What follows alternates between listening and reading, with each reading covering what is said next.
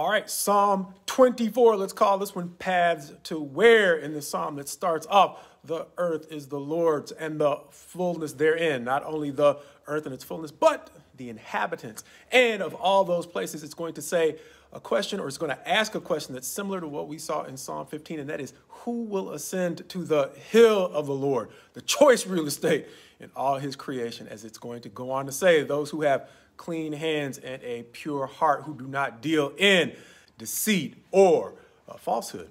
As it goes on to say that they will have a blessing from the Lord and righteousness, something that David mentions over and over again in his priorities for what he considers to be important in the way he relates to the people around him and the way he relates to God. As he goes on in verse 6 to say, such is the generation of those who seek him, before he concludes that he is not simply calling his people to seek him, but twice before we get to the end of the chapter, it is going to say, open up the gates and the doors so that he can come in, reminding me of the mutuality of the relationship described in the New Testament when Christ himself says, I stand at the door and knock.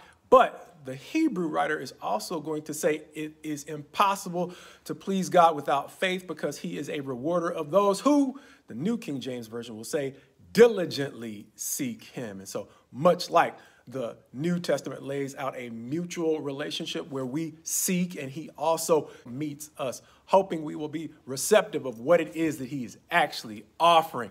Likewise, here in Psalm 24, we see that in a very short set of verses that talk about the need for us to both seek him and the ways in which he seeks us out. It's not clear that those ancient doors are actually talking about us as people, but understand that the New Covenant describes us as a temple of living stones being built up as a dwelling place for God. And so Psalm 24 might be referring to a place on his holy hill, but the New Testament writers help us understand that that holy dwelling place of God on his holy hill may actually be us, metaphorically. But another thing, and probably what caught my attention even more, was the distinction between the clean hands and the pure heart and his call for us to seek him out. Think of it this way.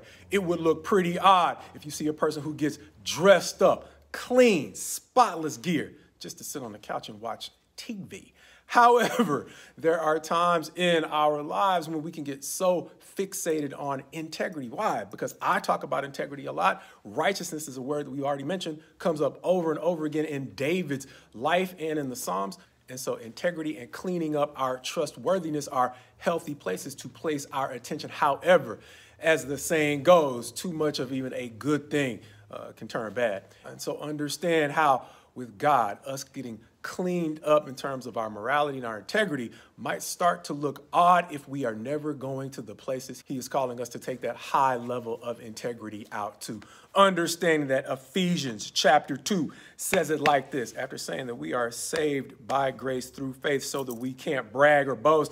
Verse 10 is going to say, for we are his workmanship, created in Christ Jesus for good works, which God prepared beforehand that we should walk in them. And so to the degree we are getting cleaned up and purified without accomplishing the things that he has actually called us to do, then the question might be fair to ask, what do we actually get cleaned up for?